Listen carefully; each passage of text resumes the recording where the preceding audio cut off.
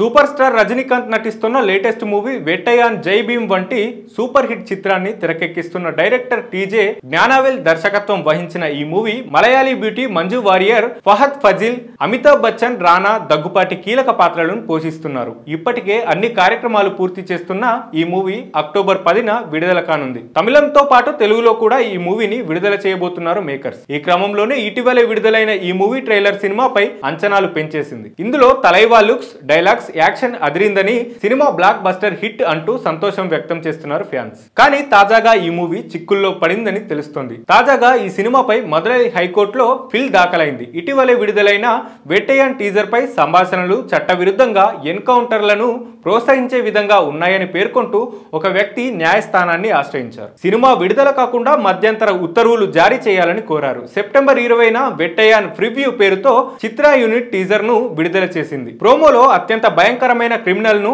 ఏమాత్రం భయపడకుండా ఎన్కౌంటర్ చేయడం వల్ల వీళ్ళు హీరోలు అయ్యారు అంటూ కొన్ని సంభాషణలు ఉండడంపై సదరు పిటిషనర్ అభ్యంతరం వ్యక్తం చేశారు.